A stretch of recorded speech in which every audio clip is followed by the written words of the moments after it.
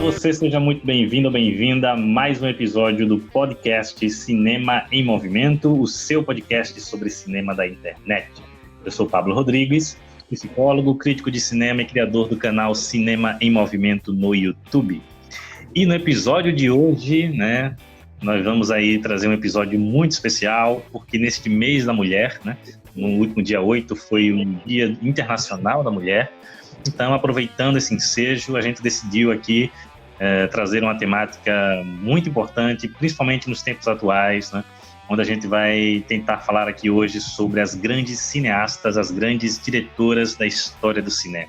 Vamos tentar fazer um resgate sobre essas grandes mulheres que foram fundamentais no desenvolvimento da sétima arte. E para falar um pouco sobre isso hoje, eu estou muito bem acompanhado, dela, que já é veterana no podcast, diretamente da minha terra natal, Maceió, Alagoas, Viviane Monteiro. Oi, gente, tudo bom? É bom estar de volta aqui com vocês. Eu sou Viviane Monteiro, eu tenho formação em psicologia e nas horas vagas gosto de assistir alguns filmes. Estou iniciando nesse mundo cinéfilo e estou gostando bastante. Espero que vocês gostem também desse novo episódio de hoje do podcast.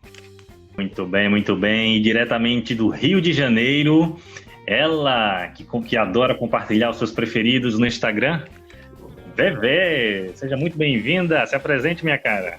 Olá, gente. Tudo bom? Bom dia, boa tarde, boa noite. Meu nome é Vevé. Tenho um Instagram chamado Preferidos da Vevé. Lá eu falo de cinema, falo de série, falo de anime também, de curiosidades. Eu sempre gostei muito de cinema, séries, desde criança. E finalmente agora eu estou expondo publicamente os meus pitacos. E super obrigada aí pelo convite, vai ser ótimo. E estreando também, junto com o Vevé aqui no nosso podcast, ela que é daqui de Recife, onde eu me encontro, mas que atualmente está lá na grande metrópole de São Paulo. Minha querida Carissa Vieira, por favor, se apresente. Olá, primeiro queria agradecer o convite. Eu sou Carissa Vieira, eu sou cineasta e trabalho como roteirista e produzo conteúdo sobre audiovisual para a internet. Eu falo muito sobre estereótipos e sobre negros e mulheres dentro do cinema. Pro YouTube, pro Instagram, e agora tenho um podcast com algumas amigas chamado Biscoiteiras, onde a gente está focando na temporada de premiações, então tem muito filme, muita série para falar, tudo é uma grande maratona. Desde já agradeço a vocês, minhas convidadas, Tenho certeza que o nosso papo hoje vai ser muito bacana. E você que ainda não conhece o Cinema em Movimento, vai lá no YouTube, se inscreve no canal, curte os vídeos, compartilha e também acompanha no Instagram, @Cinema em Movimento 7. Coloca lá sugestões de temas para os nossos próximos podcasts, faz comentários, Acompanha lá, que toda semana tem críticas escritas, postagens sobre cinema e também lives às terças-feiras do projeto Cine Debate. Então, sem mais delongas, vamos nessa para mais um episódio do podcast Cinema em Movimento.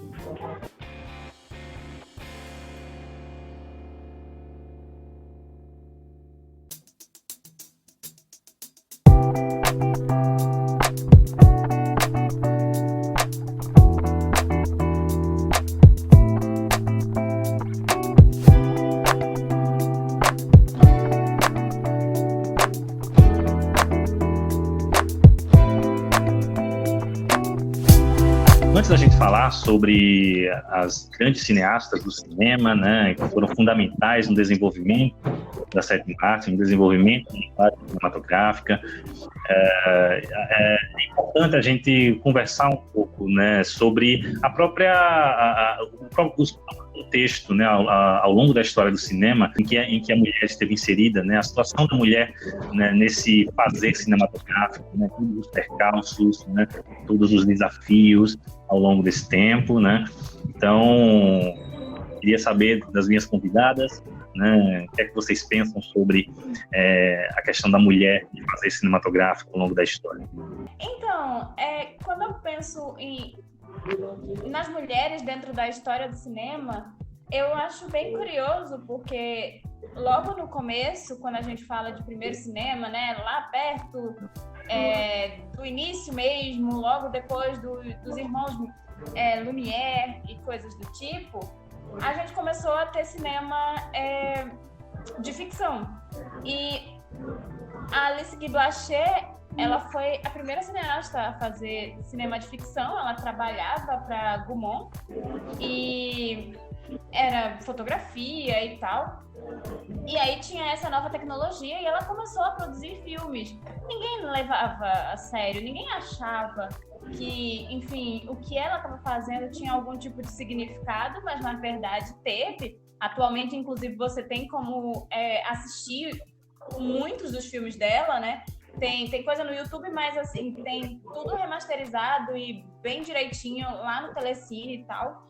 Dá pra ver bastante. Só que o mais curioso é que simplesmente apagaram ela da história, sabe? É bizarro pensar que, por exemplo, eu fui estudar cinema e eu só fui descobrir a Alice Guy Blaché logo depois que eu saí da faculdade, e eu sei de um monte de universidades que não citam o nome dela. E existe até documentário falando, né, de como ela foi apagada da história do cinema. E isso não foi só com ela. Então, é muito curioso pensar que logo no início não existiam tantas barreiras para essas mulheres fazerem cinema, não como existe, sei lá, como existiu alguns anos atrás, porque ninguém fazia cinema como indústria, como existe hoje em dia, sabe? Então era simplesmente, ela tinha um trabalho dela e fazia uns filmes, e são filmes que são muito significativos para a nossa história, mas na época ninguém levava a sério. Só que aí é isso, assim, quando você vai ver a história dela, teve toda uma questão do casamento e, enfim, como o marido dela traiu ela com outras mulheres, inclusive cineastas, e ajudou no apagamento do nome dela e tal.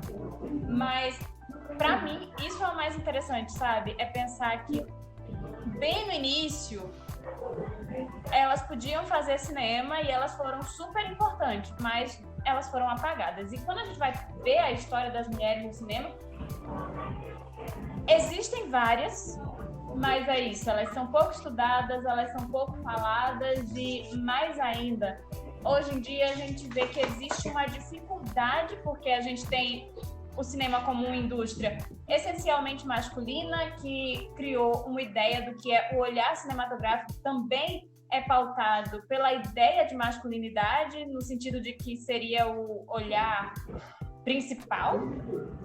Mas, enfim, eu não acho que existe um olhar masculino ou feminino, mas quando a gente só tem homens dentro de uma sociedade que é totalmente machista e patriarcal, definindo como as coisas funcionam, a visão da mulher acaba sempre sendo menosprezada.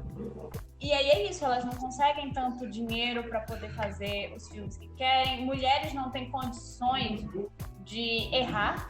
Se elas não tiverem o sucesso esperado, elas não têm uma segunda, uma terceira chance. Enquanto isso, tem um monte de homem fazendo filme que é horrível e, tudo bem, vamos dar mais alguns bilhões para eles fazerem filmes, sabe?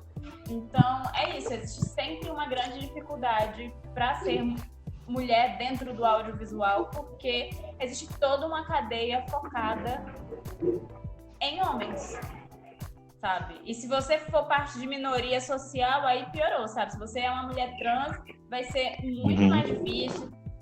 Mais difícil ainda do que se você for uma mulher negra, asiática ou enfim, mas... Gente, eu acho muito bizarro que você disse que nem na sua faculdade de cinema o nome da Alice foi mencionado.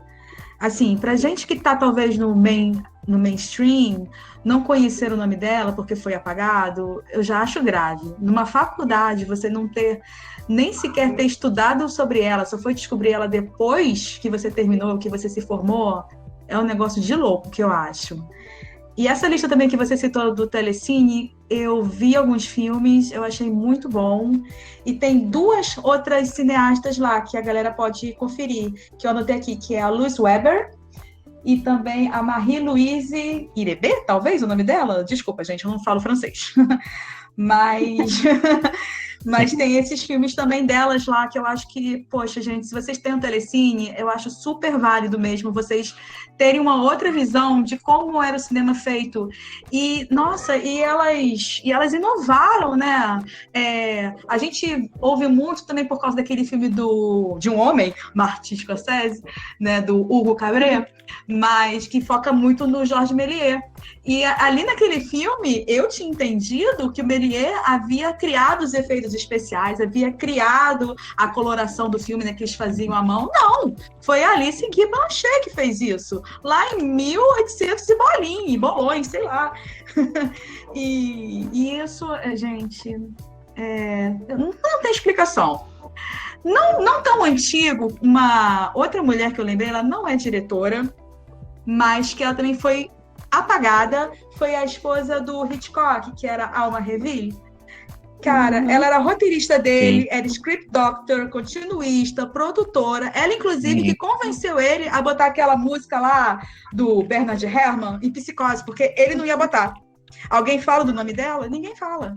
Assim, eu acho interessante a gente enaltecer, né, todas essas mulheres que deram início ao cinema no mundo, e também enaltecer também a coragem delas, né, para a época, de uma genialidade e criatividade que foram corajosas, porque como a própria Clarissa citou, né, muitas tinham um emprego paralelo, né, dividia o tempo dela entre fazer cinema e um emprego que levava uma renda para casa, né, e assim, é importante também a gente ressaltar, né, como foram importantes, porque elas trouxeram temas, né, que acho que muito raramente algum homem se teriam essa disposição de abordar temas sobre minorias, abordar temas que, de certa forma, até um pouco polêmicos, né, por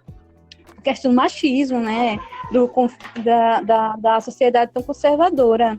Então, elas inovaram também nisso, né, em trazer o olhar sobre temas e assuntos que eram de grupos minoritários, levar a voz para eles, né, ser a voz deles, representá-los num momento da história que não tinha tantas representações. Então, assim, é interessante e bom a gente sempre enaltecer essas mulheres que foram percursoras em muitos assuntos, em muitos temas que a gente hoje vê o quanto era importante e que, como elas foram apagadas na história, esses temas também, de certa forma, também foram apagados da história, porque elas que deram o pontapé para que esses temas fossem tão necessários a ser abordados na sociedade.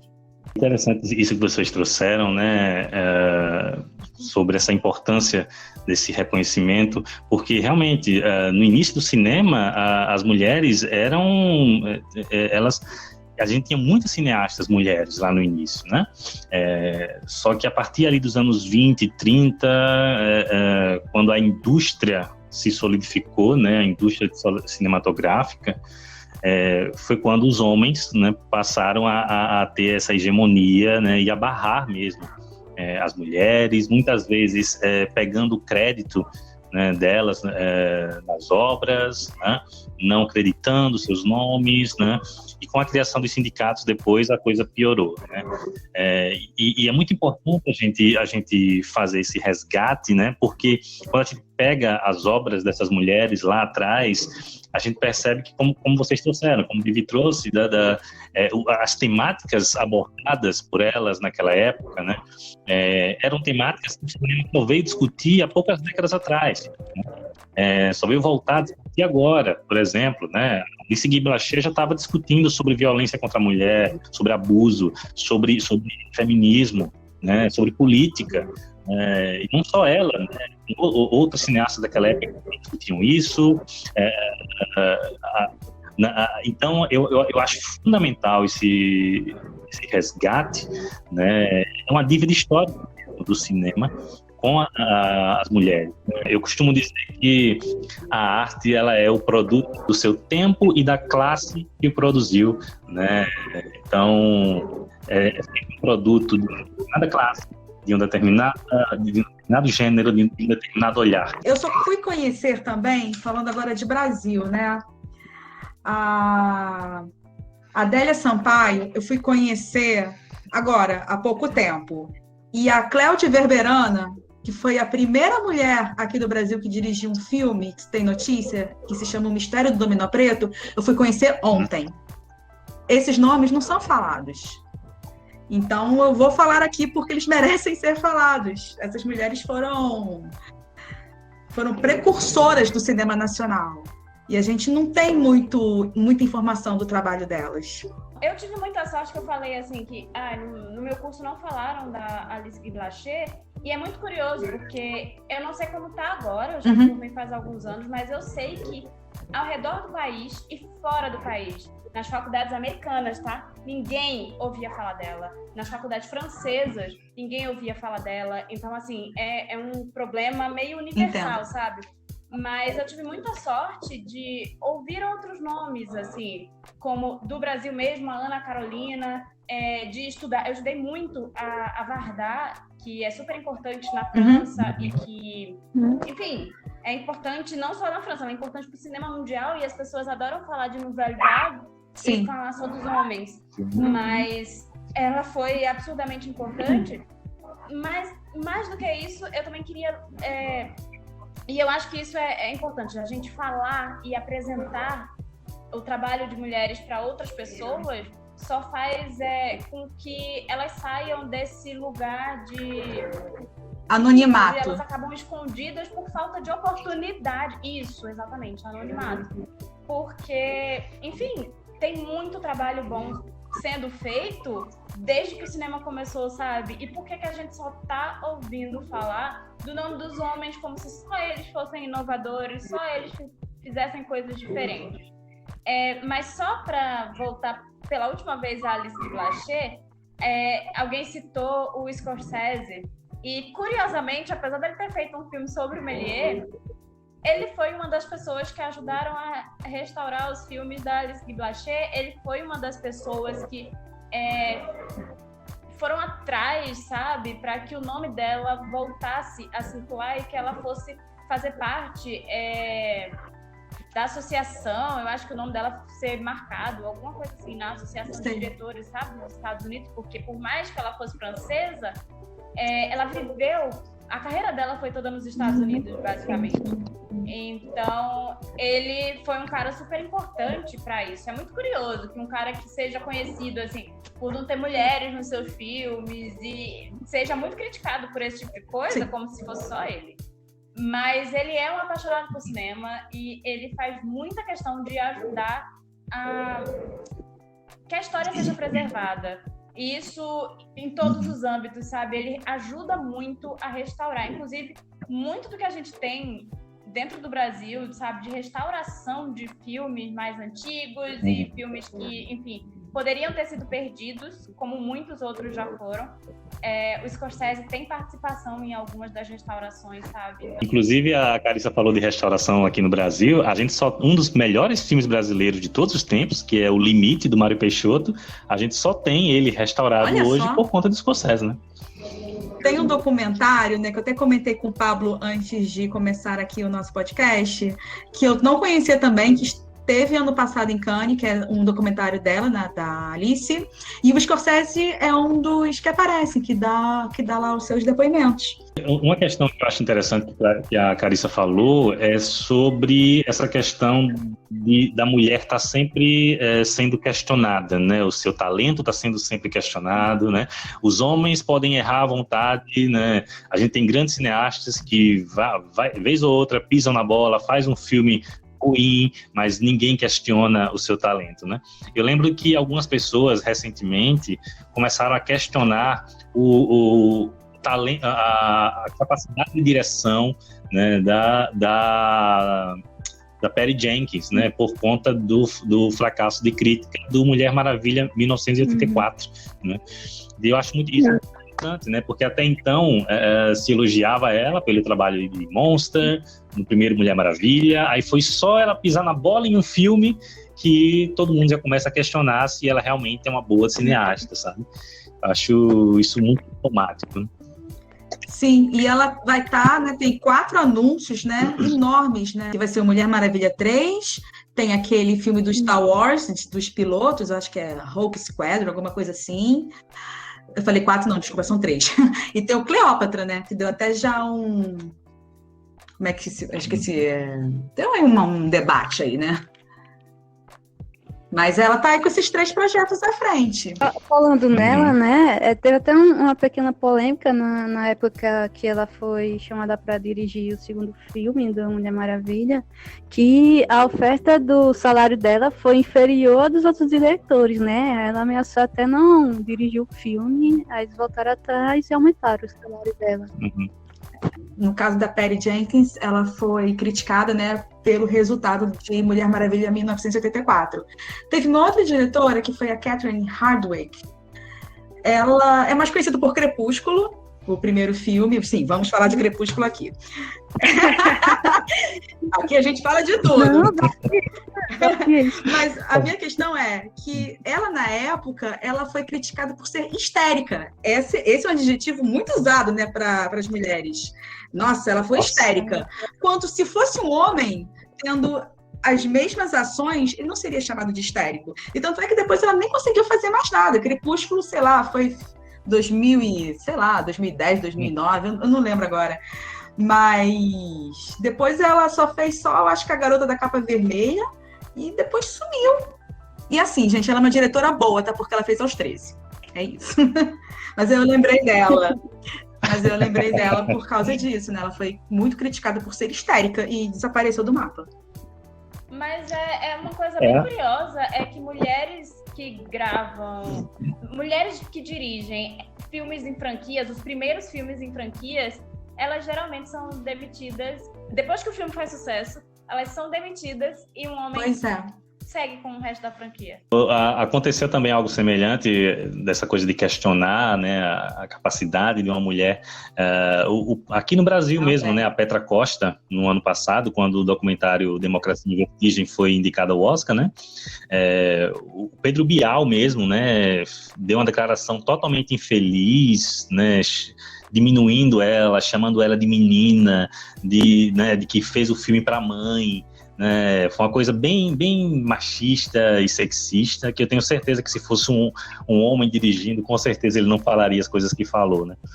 Então é uma realidade muito, muito foda, muito complicada mesmo. E a contribuição dessas cineastas ao longo da história foi fundamental, né? Hoje, com essa redescoberta que a gente está tendo, a gente vê que muitas das inovações que a gente atribuía a grandes cineastas homens, né, na verdade são equivocadas, né, porque tem muita coisa que a Alice fez muito antes do Méliès, tem coisas que a Louise Weber fez antes do Griffith e que é atribuído ao Griffith, né, então esse resgate é fundamental, né, para a gente valorizar quem realmente merece ser valorizado por essas questões.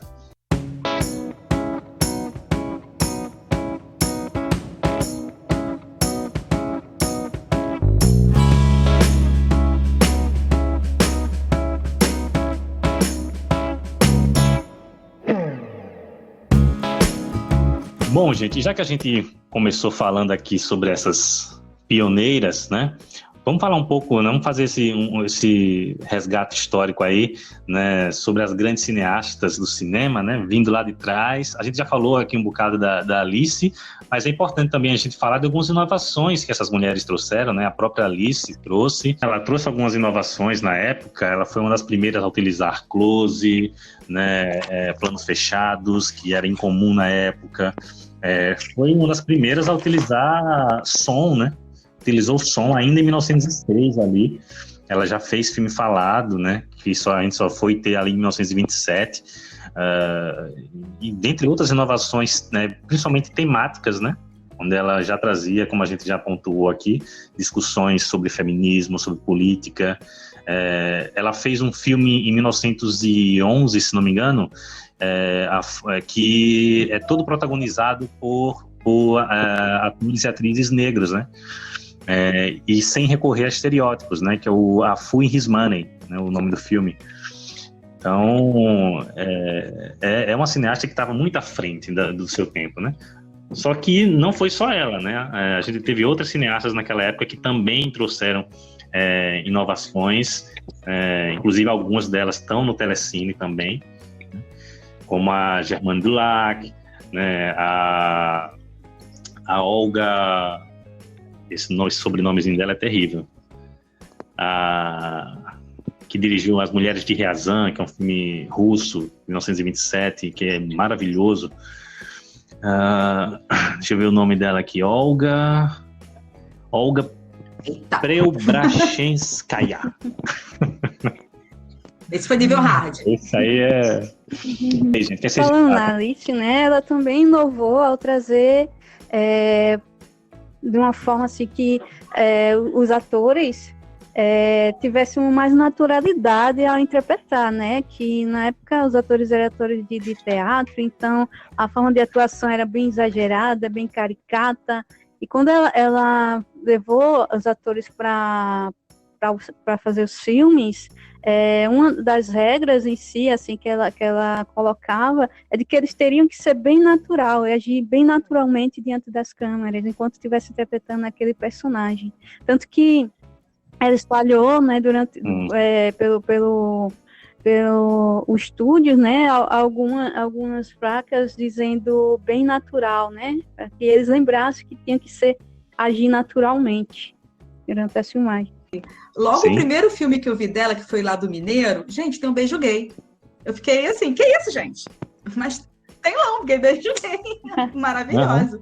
A Lois Weber também, eu assisti uns filmes dela esses dias, né? E, cara, ela utiliza montagem paralela, sabe? Já em 1911, onde o Griffith é quem é colocado como pai da montagem paralela, ela já utiliza, sabe? Antes do Griffith ali. A Germaine Dulac, por exemplo, também, que é francesa, assim como a Alice, ela também trazia temáticas feministas para a época, né? Tem um filme dela no Telecine, inclusive, que é A Sorridente Madame Baudette, né, que fala sobre relacionamento abusivo, né? Então, são temáticas que o cinema só veio voltar a abordar décadas mais tarde, né? Eu ia falar de uma que eu gostei muito durante essa semana, pesquisando sobre as diretoras, que é a Luli Van Hamilton. Ela é atriz, é diretora, é produtora, e ela inovou quando ela trouxe um curta-metragem chamado Quando a Pequena Lady Cantou, de 1916. E nesse curta ela fala sobre bullying, fala sobre racismo e traz a primeira protagonista criança, né, a pré-adolescente negra da história. Então ela trouxe um tema muito relevante para a época, e no caso a narrativa da história é uma criança que ela é a única negra dentro de uma escola repleta de pessoas brancas e tipo, ela sofre vários preconceitos por ser negra, e tem cenas que são bem intensas assim, da época, né? Só que em si ela traz um tema que a gente vem ver hoje em dia sobre bullying, sobre preconceito dentro da escola, e naquela época era tratada com uma forma como posso dizer, uma forma de questionamento, de reivindicação, né, de uma forma natural e ao mesmo tempo não tão natural, porque é chocante, assim, o pequeno curta. Confesso que eu não consigo. Assim, chega um momento que um garoto, ele vai até a menina e tenta lavar o rosto dela para sair a cor, entende? Então, assim, é bem forte. Exato. É pesado, mas assim, para a época, né, falar sobre bullying, sobre racismo dentro da escola foi bem inovador. Ainda falando sobre a década de 1916, Tem uma cineasta, ela é americana, mas com descendência asiática. Ela inovou porque ela abriu um estúdio, é a Marianne desculpa, ela é asiática, é a Marianne Wang. Ela inovou por abrir a primeira companhia de cinema que só exibia, só produzia filme com pessoas americanas asiáticas, descendentes de asiáticos. Então, todo o elenco, toda a produção só era formada por pessoas de origem orientais. Muitos nomes esquecidos, né? E ali nos anos 30, né, a gente tem também a Leni Riefenstahl, né, a conhecida cineasta do nazismo, né, que ela me lembra muito a questão do Griffith, né, que o Griffith foi o cara que dirigiu o filme mais racista da história, que é O Nascimento de uma Nação, né, mas é até hoje considerado um dos grandes cineastas da história, né? E a Leni Riefenstahl, né, por ter dirigido alguns filmes de temática fazendo apologia ao nazismo, ela era diretora do Partido Nazista, né, na Alemanha, acabou sendo praticamente esquecida pela história, né? Ela A Leni? não tem a Leni. Eu acho que porque embora ela seja uma ótima cineasta assim, em termos técnicos, né, mas em termos de conteúdo totalmente repulsivo, né, assim como o Griffith, né, mas o Griffith ainda é muito mais aclamado do que ela, sabe? No meu entendimento. Sim, ele é sempre estudado, apesar de que, por exemplo, eu estudei os dois. Mas é bem interessante pensar na história da Leni Riefenstahl, porque ela sempre tentou negar o nazismo, apesar dela ter feito filme, ela sempre disse que foi um trabalho. Mas anos depois, ela estava fazendo uns documentários e eles ainda têm um cunho meio problemático, sabe? Mas ainda assim, todos muito inventivos. É aquela coisa, né? É o tipo de gente que eu prefiro não falar muito, porque eu acho que... Eu lembro de um documentário sobre a história do cinema, é uma série documental que é muito interessante e que fala do Griffith, por exemplo, e eles dizem que, assim, a gente tá sempre falando das inovações do Griffith, mas perto dele tinha outros cineastas que também estavam ali, sabe? Fazendo pequenas inovações e que talvez a grande questão seja, ok, o Griffith, ele botou muitas coisas de uma vez, mas tinham outras pessoas, então por que a gente está perdendo tempo ficando falando do Griffith como se fosse algo muito positivo? E para mim é a mesma coisa da Leni Riefenstahl. Obviamente, assim, tem coisa que ela criou, não tem como fugir, sabe? E eu acho que as coisas que ela fez no sentido de inovação técnica foram realmente surpreendentes. Dito isso, é um nojo, é horrível, e aí eu sempre acho que tem tanta mulher maravilhosa, tanto cineasta maravilhoso, por que é que eu vou falar dela, sabe?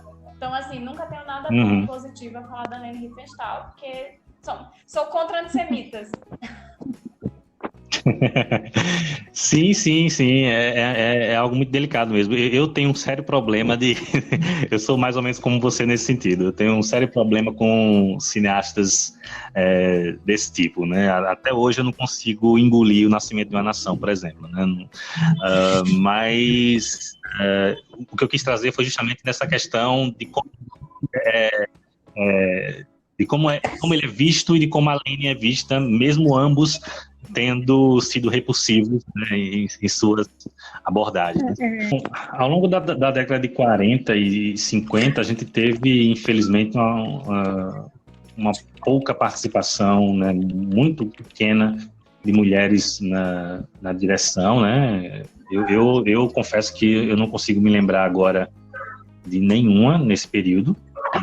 Lembro ali a partir dos anos 60, né, principalmente no cinema não americano, né, quando a gente chega ali na novela Vague, que a gente tem já citou, né, a Inés Vardá, né, que talvez seja para mim, a maior cineasta mulher da história do cinema, né? Eu adoro o trabalho da Vardar, acho ela sensacional, sensacional. O cinema dela é maravilhoso, assim. Pensar na coisa da Vardar é também pensar no contexto da história dela. Ela é outra cineasta que foi muito inovadora e que fez um pouco de tudo, porque a gente costuma falar muito, quando se fala, porque também é isso, ela fez parte ali da mesma época do Truffaut, do Godard, ela fez parte da Nouvelle Vague, na verdade, inclusive há quem diga que ela, junto com o marido dela, o Demy, fazia parte de um movimento ali ao lado da Nouvelle Vague, porque os filmes não necessariamente seguiam as regras, com muitas aspas, porque não necessariamente existiam regras, existiam coisas em comum, como, por exemplo, a ideia da câmera na mão, os cortes mais bruscos, e enfim, coisas que para a época eram muito inovadoras, e hoje em dia a gente vê as pessoas reproduzindo bastante, mas não necessariamente conseguindo fazer da mesma forma que o pessoal da Nouvelle Vague francesa fazia. E aí você pega o Jacques Demy, você pega Vardar, até o Alain Resnais, eles fazem um cinema que não é tão igual ali ao cinema do Godard, do Truffaut e tal, mas de fato todos eles faziam parte ali da Nouvelle Vague na França, e ela é a grande mulher do movimento, né? Só que ela não estava fazendo apenas cinema de ficção, ela fez muitos documentários, e são documentários incríveis. E uma coisa muito interessante de pensar no trabalho da Vardar é, o quanto ela se interessava por mulheres, sabe? Em retratar vivências de mulheres, sabe? E vivências diferenciadas. Você vai pegar um filme, sei lá, como o conhecidíssimo, né, Cleo, das 5 às 7, e você vai ter aquela... Tentando não dar spoiler, mas você vai ter um dia ali na vida daquela mulher, e tem... É um tipo de narrativa, é um tipo de personagem. Quando você vai ver, por exemplo, Os Renegados, a protagonista é completamente diferente da Cleo, do filme Cleo às 5 às 7. Então ela vai mostrar mulheres diferentes, e eu acho que é muito interessante também a forma como ela coloca relacionamentos. Relacionamentos amorosos, mas não só esses, porque também, assim, na época você vê a forma, por exemplo, como Godard filmava as mulheres e mostrava relacionamentos, vai para... Muitas vezes tem um olhar extremamente fetichista. Depois, ele até modifica um pouco isso nos filmes já lá depois de 1968, mas tem muito desse olhar fetichista. E quando você chega na Vardar, justamente por ser uma mulher e por ser uma mulher questionadora, você vê que o corpo feminino, o corpo da mulher, ele não é colocado dessa maneira. Existe uma sensibilidade e uma valorização da história, da realidade da mulher. Isso é muito interessante. Obviamente, com todas as inovações que aquele período na França rendeu, assim, óbvio. Mas eu acho que, além disso, sabe, pensar na Vardar é pensar num cinema que dá voz para as mulheres, e não só para as mulheres. Ela dá voz para outras minorias também e para outras questões. Assim. É interessante ver o olhar dela para Cuba. Ela tem um documentário lá em Cuba que é fantástico.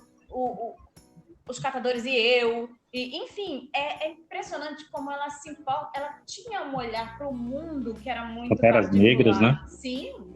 Ela para mim, ver o cinema da Vardar é pensar em um cinema de uma mulher que pensava além dela. Ela tinha muita sensibilidade para olhar o outro e para dar voz ao outro, e a gente consegue ver isso até num dos últimos filmes que ela fez, o Visage Village, né, que é junto com o JR, que é um fotógrafo. Ela vai pegar pessoas normais, e óbvio, normais com muitas aspas, a ideia de normalidade é é questionável, mas enfim, não vai pegar uma história glamourizada, sabe? Ela vai pegar pessoas e a vida, o cotidiano, sabe? De pessoas simples, de pessoas que estão ali, vivendo a sua vida sem isso, sabe? Da ideia do glamour do cinema. E é muito bonita a forma como ela enxergava o outro. Então, eu acho que é importante, sabe, ver esses diferentes olhares. Porque não é porque você é mulher que você tem um único olhar. Essa ideia bizarra, sabe, de que mulher vai sempre fazer comédia romântica ou filmes muito sensíveis, até a ideia de sensibilidade precisa ser questionada também. Por que a gente não pode olhar uma Catherine Bigelow, ou, enfim, tem mulher fazendo filme de guerra. A quantidade de mulher que tá fazendo filme de terror, eu gosto muito de terror. Por que falam como se... eu sou mulher, então automaticamente eu tenho que fazer filme de drama ou eu tenho que fazer um filme de romance? Quem foi que disse isso? Quem definiu isso, sabe? Então, assim, eu acho que a gente precisa ampliar os nossos horizontes, porque tem muita cineasta e muita cineasta fazendo coisas diferentes, assim. Pegando até uma mais recente, sabe?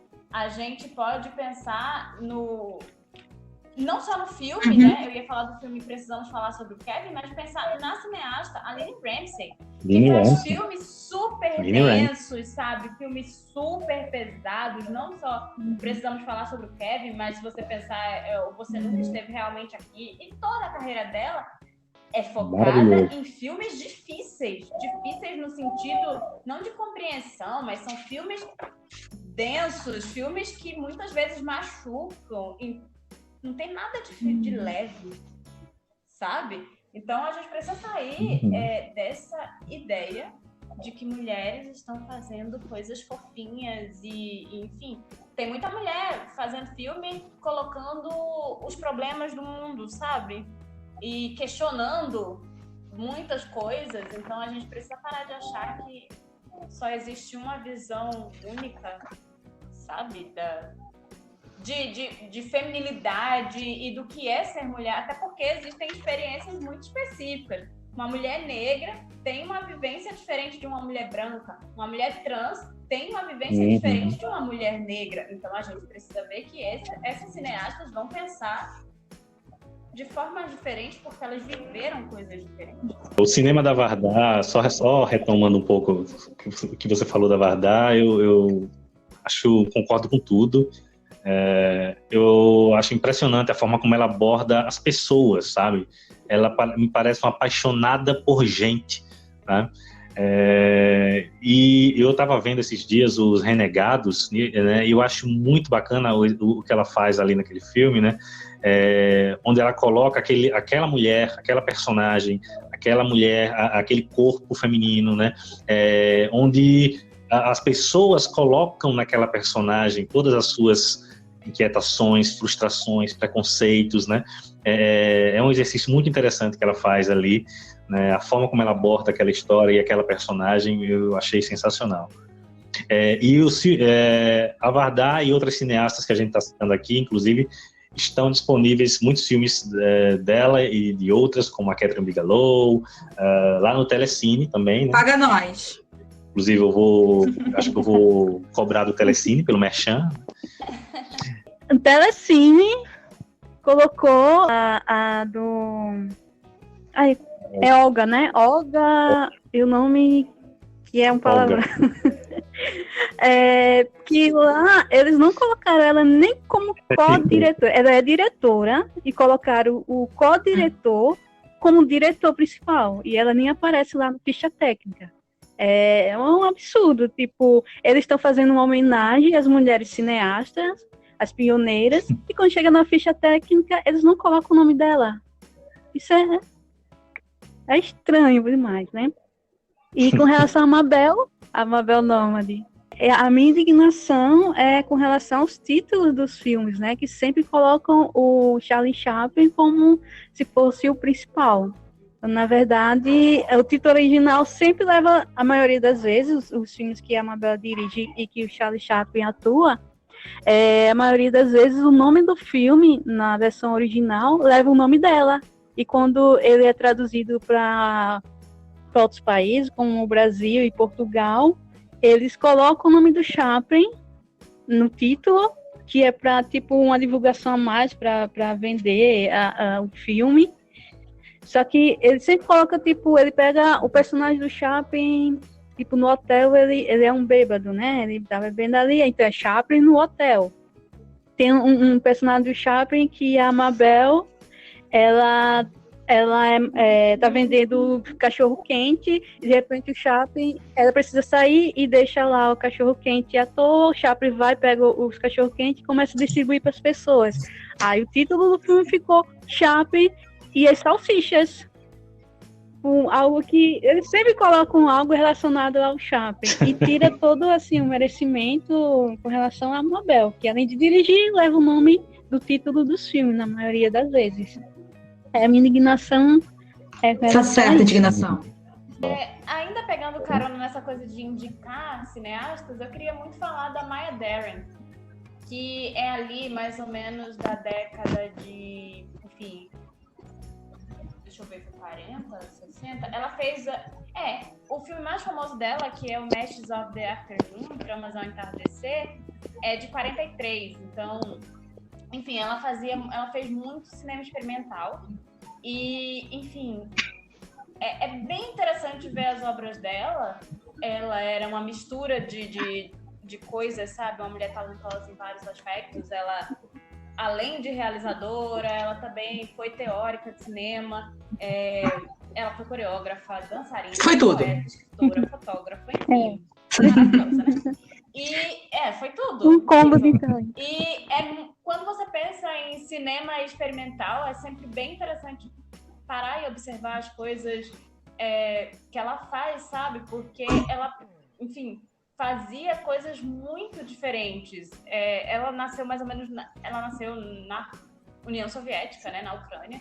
Então, tinha todo um histórico. Ela nasceu lá, foi para os Estados Unidos quando tinha 5 anos e, enfim, foi estudante de ciência política. Então, ela tinha realmente era uma mulher que estudava bastante, tinha toda uma história interessante. Mas as coisas que ela fez realmente, eu não sei, eu não consigo explicar porque é muito sensorial tudo que ela faz, não porque ela já morreu, tudo que ela fez. E, enfim, ela é muito estudada, meio nessa coisa que quem está pesquisando o cinema experimental, ela é realmente um nome bem forte, mas ela não é exatamente um nome muito conhecido no mainstream, né? Porque também é isso. Ela fez curta-metragem, filmes experimentais, uma coisa que tinha muita... A montagem tinha muita importância, filmes silenciosos, muitas vezes, onde a questão corporal era super importante. E, enfim, são bem interessantes os filmes dela, o trabalho dela, são muito contestadores e fazem a gente pensar muito, então, enfim, até flertando com uma coisa de cinema fantástico, sabe? Eu queria citar uma, Zora Neale Hurston. Ela era cineasta, era folclorista, ela era antropóloga e escritora, e ela ficou conhecida por produzir documentários que falava sobre a cultura afro-americana. E ela também foi conhecida como a primeira cameraman da época. Tem também a Vera Chytilova, né, que dirigiu Pequenas Margaridas, né, de 1966, que também era uma cineasta tcheca, né, e ela era bem questionadora também, seus filmes são bem transgressores. Ela foi censurada, inclusive, pelo governo da Tchecoslováquia na época, em 1969, só voltou a fazer filme lá em 76, por aí. por conta do conteúdo de seus filmes, que era sempre muito contestador. As Pequenas Margaridas mesmo, é um filme bem anárquico, muito, muito bacana. E ela, inclusive, ela chegou a quase ser expulsa da faculdade de cinema, né, na época. Ela era bem radical, assim, bem transgressora, mas que tem um cinema muito forte, um cinema que rompia muito com a linguagem convencional, sabe? Que trazia muitas inovações. É uma diretora bem interessante.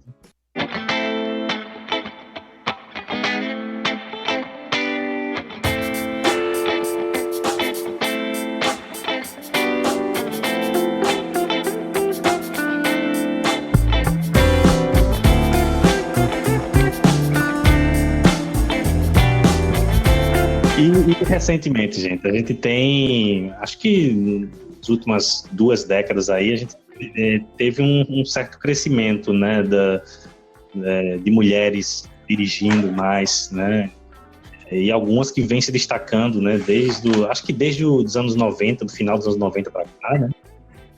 A gente já falava da Catherine Bigelow, absurdamente a única mulher na história a ganhar um Oscar de melhor direção, né, ali em 2009, pelo Guerra ao Terror. E é um cineasta muito bom, por sinal, né? Quais são as cineastas que vocês destacariam, né, mais recentemente, né? Ava DuVernay, Greta Gerwig, são 2 que estão bem conhecidinhas, mas, assim, acho que são muito boas, muito competentes no que estão fazendo, de verdade. A Ava DuVernay fez um documentário, a 13ª Emenda, né, da Netflix, e foi indicada ao Oscar pelo Selma, e foi um filme injustiçado. Ela tem o da Disney, que não deu muito certo, né, Uma Dobra no Tempo, mas ela tem o Middle of Nowhere e o Why You Follow. O Why You Follow é o primeiro, é de 2010, e o Middle of Nowhere é de 2012. Aí em 2014 ela fez Selma, 2016 ela fez a 13ª Emenda, 2018 ela fez esse Uma Dobra no Tempo, que a maioria das pessoas prefere esquecer. Mas aí logo em seguida ela fez o Olhos que Condenam, que é uma minissérie de 2019, super premiada.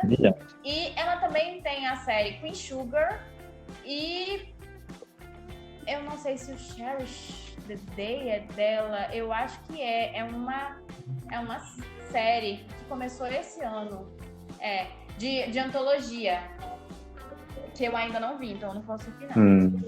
O trabalho ela tem uma produtora bem grande e ela emprega pessoas negras, mulheres negras.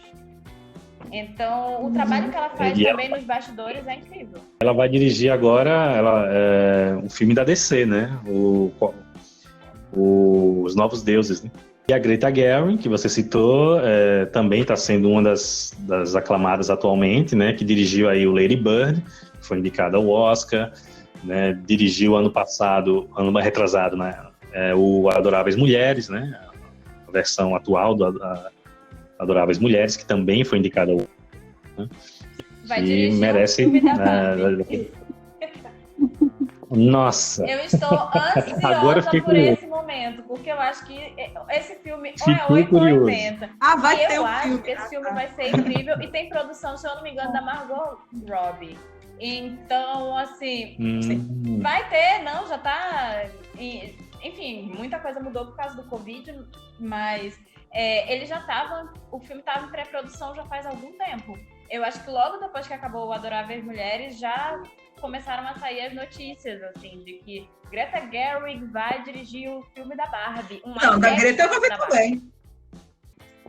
Nossa. E eu quero muito ver isso, gente. Porque eu acredito em tudo que a Greta faz, entendeu? O pessoal aí falou de terror, aí eu lembrei da Jennifer Kent também, que fez Babadook, que é muito bom. E fez o Nightingale, que é um filme muito pesado. Tá? Tem uma cena que eu tenho pesadelos até hoje. Eu não vou dar spoiler, não, mas é muito pesado. E tem aqui no Brasil a Gabriela Amaral, né, que fez O Animal Cordial e A Sombra do Pai, que são filmes ótimos também. Aí eu lembrei dessas 2 de terror. naquele papo, né, de que mulher não faz só filme de mulher, ó, é filme de terror. Se bem que o The Nightingale e o Babadook tem uma abordagem feminina, né? Não no sentido de ser sensível, mas no sentido dos problemas femininos. Ela trabalha isso. É uma surpresa muito boa que tive esses dias assistindo. Sim. Foi a Regina King, que ela... O primeiro trabalho dela como diretora, né, já foi indicada ao Globo de Ouro. E foi uma surpresa muito grande. E ela resolveu contar a história do boxeador Mahershala Ali, né? E com uma sensibilidade muito grande e com muita propriedade também. E o filme traz assuntos sobre direitos civis, sobre os movimentos negros, e ela tem propriedade para falar, né, sobre o tema. E assim, eu gosto muito dela como uma atriz. Ela é protagonista, né, do Ritmo da HBO. E acho que tem muito futuro ela como diretora. E torcendo muito para que venham outros trabalhos tão bom como esse, que é esse de estreia dela. Uma Noite em 67 é o nome do filme? Em Miami. Noite em Miami. Tem também aqui na América Latina, a gente tem a Lucrécia Martel, né? Que também é uma cineasta de destaque, que dirigiu o Pântano, o Zama, né? Que é uma cineasta argentina, né? Que também é bem interessante, né? Tem um cinema bem peculiar, né? Mas que fala muito sobre as questões da América Latina, né? Eu acho bem interessante. E cinema brasileiro, né, gente? E atualmente a gente tem nomes muito bons. A VV já trouxe aí a Gabriela Amaral, que O Animal Cordial, para mim, é um dos melhores filmes brasileiros dos últimos anos. Eu acho sensacional o filme. A Sombra do Pai também é muito bom, né? Mas a gente tem outros cineastas, né? Tem a Ana Muylaer, né? Do Que Horas Ela Volta, Mãe Só Uma, Proibido Fumar, né? Também é uma cineasta bem interessante. Que faz filme de horror também. Bárbara Paz, né? Que também agora tá diretora aí com o Babenco. Eu não vi Babenco ainda. Muito bem. E eu tô falando que eu nem vi, tá? Mas eu vou ver. VV chegou a citar a Adélia Sampaio, né? Que lá na década de 80 dirigiu O Amor Maldito, né? Que é acho que o primeiro filme brasileiro, talvez seja, é o primeiro filme brasileiro lésbico, né? Um romance lésbico. É uma cineasta super importante. É uma pena que fez pouca coisa, né? Mas ela é muito atuante, né? Ela era muito atuante nessa coisa das mulheres ocuparem esse espaço do cinema. Que é Com os Bichos de Sete Cabeças, que também é uma boa diretora. A Lúcia Murati, né, também, que dirigiu um documentário que eu adoro, né? Que é o Que Bom Te Ver Viva. Ela era atriz, não era? Maravilhoso. Ela era atriz. Pensando no Brasil, que era atriz, tem a Carla Camurati, né? Que faz muito parte dessa coisa do cinema de retomada, com Carlota Joaquina, né? Depois de todo o problema que o cinema brasileiro passou e tal. Tem uma cineasta que, falando de terror também, é a Ana Lili Amipur, que ela fez aquele filme Garota Sombria Caminha pela Noite, né, que é um filme de 2014, né, que eu acho bem interessante. Eu não sei se ela é...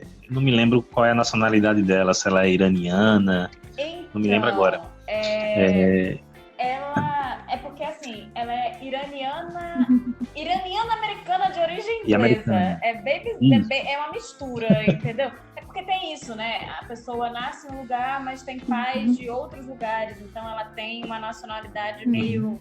A gente citou a Suzana Amaral, ainda não, né? Da Hora da Estrela, assim, do Brasil. Mas, diante desse cenário atual, gente,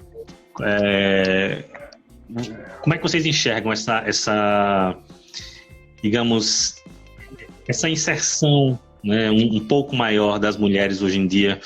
Né? Como é que vocês veem isso? Né? A gente falou muito aqui de cineastas recentes, mas a gente tem ainda algumas questões para andar, né? A questão que Carissa falou sobre a questão de cineastas trans, né, mulheres trans, é algo que a gente ainda não caminhou muito, né? Acho que a gente só lembra, pelo menos eu, só lembro das irmãs Wachowski, né? Mas eu não conheço outras cineastas mulheres trans, né? Eu acho que isso é uma questão também que a gente ainda precisa avançar, né? Precisa ter mais diretoras trans e precisa ter mais oportunidade para que mulheres trans possam fazer filme, porque sem dinheiro não tem como fazer filme, se só dão dinheiro para homem, no máximo para mulher cis, como é que elas vão fazer filme? Isso acaba se refletindo também nas obras, né? A gente falou aqui das cineastas, né? Da inserção das mulheres enquanto criadoras, enquanto cineastas, né? Mas se a gente for falar, né, de como isso reverbera na representação das mulheres nas obras cinematográficas, né? Porque aí é uma outra discussão também bem complexa, né? Porque ao longo da história a gente sempre teve a representação das mulheres pelo olhar masculino, né? E isso é que é complicado, né? É sempre pelo outro, e pelo outro que é, né, socialmente aquele que oprime, né? Então, inclusive a gente está nesse ano aí, né, o Oscar, né, trouxe aí algumas regras novas, né, para inserir uma maior diversidade, né, na cerimônia, né, na premiação, que, assim, muita gente questionou, né, mas é uma situação complicada, né? Se você não consegue essas oportunidades, né, da forma regular, né, a gente tem que forçar de alguma forma, né? Nesses últimos dias teve uma polêmica com a Elisa Hittman, né, com o filme novo dela, que eles não querem nem dar uma avaliada no filme sobre aborto. Não porque é isso, né? Eu até conversei com um membro do Critics' Choice e ele estava explicando mais ou menos como funciona tudo lá dentro, e ele mora nos Estados Unidos e tal, e já foi pro Oscar, pra premiação mesmo, já esteve lá, o Dalén Nogari. E aí ele tava dizendo que é porque a gente também costuma falar da academia... No Oscar eu acho que são 7 mil membros, se não me engano.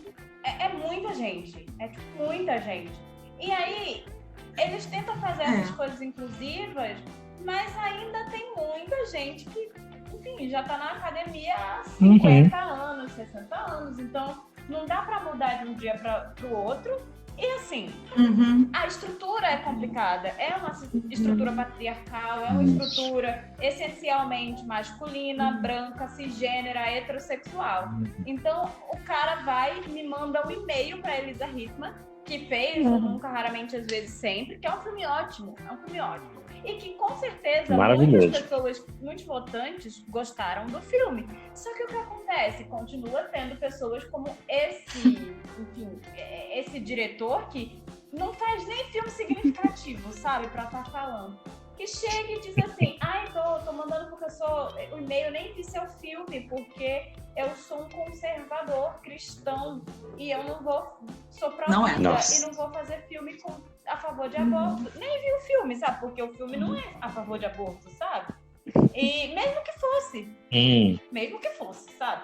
Deveria, inclusive, ser proibido esse tipo de absurdo, porque, assim, se você tá avaliando uma coisa, você deveria, mínimo, né? Óbvio, não dá pra ter completo distanciamento, mas ter o mínimo. Depois eu vou procurar pra saber quem é essa pessoa. Não fala o nome dele, não. Eu vou procurar, pode deixar. Lifetime, sabe? Sinceramente. Esse negócio das regras do Oscar, eu acho que não tá válido para esse ano, não. Eu acho que é só para o ano que vem, 2022. E também é só para concorrer na categoria de melhor filme. Não são para todas as categorias, não. Que tem que ter um mínimo de pessoas negras, ou pessoas trans, pessoas, enfim, né? Tem essas regrinhas. Pois é. E assim, tudo isso que a gente falou aqui, né? Da importância dessa visibilidade, dessa presença das mulheres no fazer cinema, né? É extremamente importante, principalmente no momento atual que a gente está vivendo, né? A gente está vivendo isso, essa atitude, né, desse jurado, né, desse diretor jurado, né, é um reflexo também muito disso que a gente está vivendo, né? A gente está num momento de intensificação, né, desse moralismo, desse conservadorismo, né, no mundo, né? Não apenas aqui no Brasil, mas no mundo, né?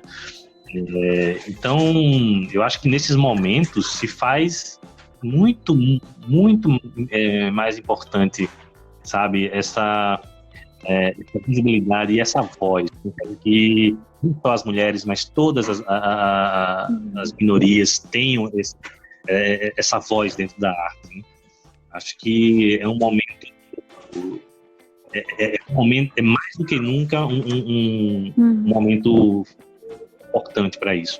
Se a gente for avaliar, a maioria dos discursos das premiações, tipo o Globo de Ouro, o Oscar, sempre tem uma personalidade forte, né, e representativa, como Meryl Streep, a Jane Fonda, que fazem discursos inclusivos, fazem discursos pedindo por igualdade, por oportunidades.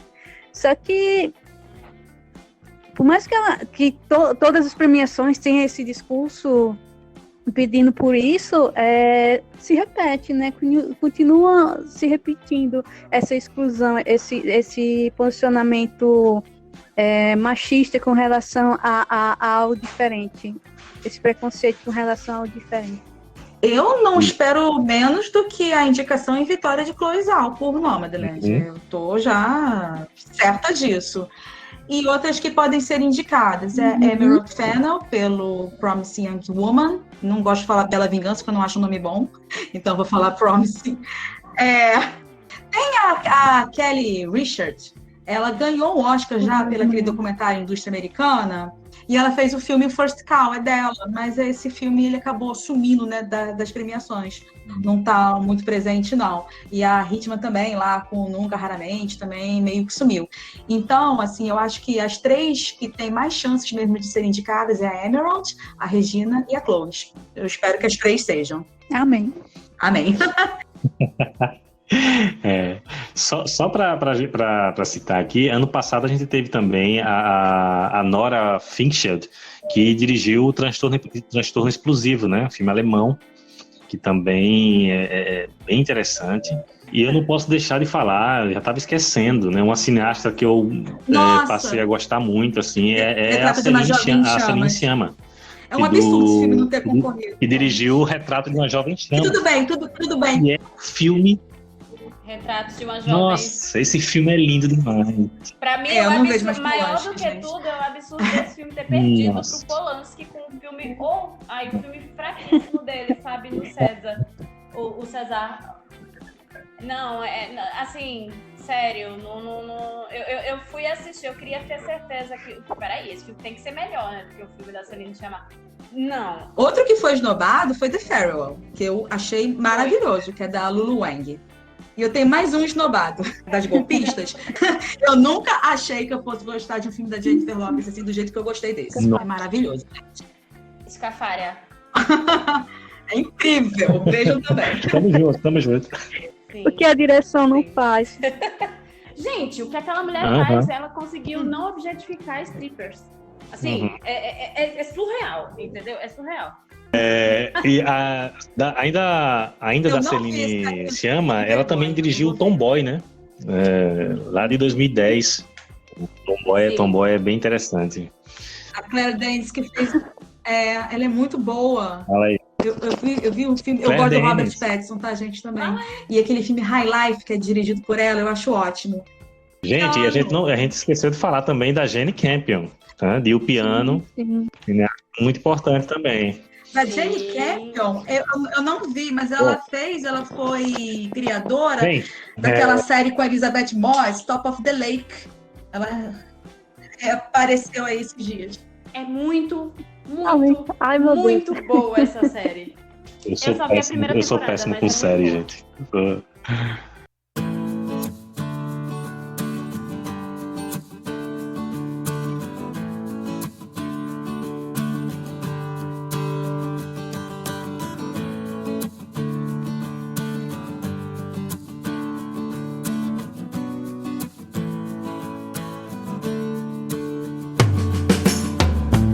falamos aí sobre as grandes cineastas da história do cinema, fizemos aí um resgate, né, super bacana.